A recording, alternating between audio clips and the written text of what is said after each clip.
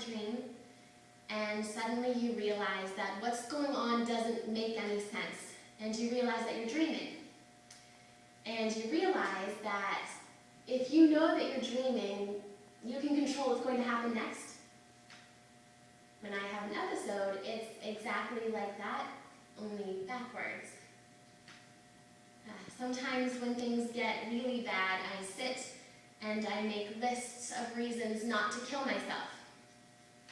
My mother is always at the top of the list. I love her. And I know that if I died, she would be devastated. So I try to stay alive for her sake. Next is usually my little sister. She's had enough go wrong in her life, and it'd be sad to die without ever really knowing her. Then I usually was friends with mine.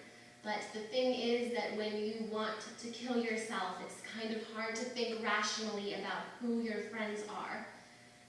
You can think that they all hate you behind your back. You can even think that secretly they want you dead. I know that doesn't make any sense. You can think it. The first time that I tried to kill myself, I was 10.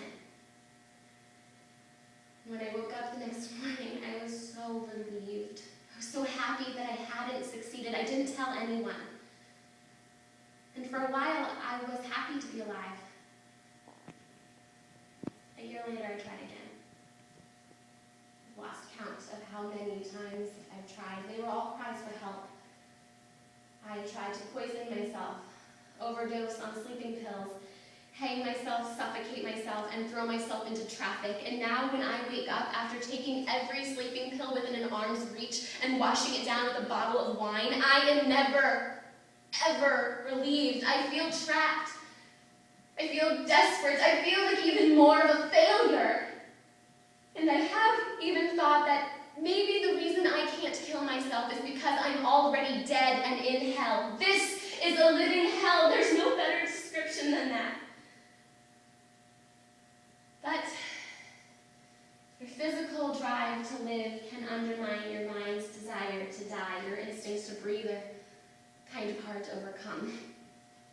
You can't bear one more second of misery, yet your heart just refuses to stop beating. It's got some nerve.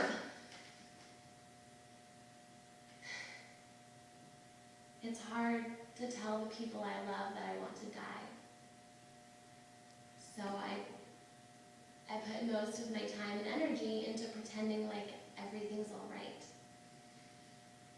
And when I ended up in the hospital, it was almost a relief. Because I didn't have to act for anybody anymore. I just cried all day, and nobody took it personally. Nobody wanted to blame themselves. I could cry to my heart's content, and it didn't hurt anybody's feelings. The honesty was refreshing.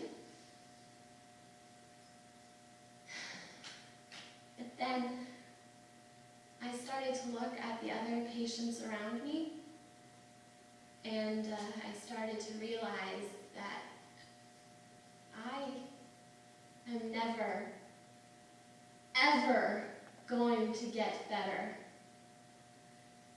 No amount of therapy can help me cope any better than I already do every single day on my own. No medication can fix me. I will always have depression.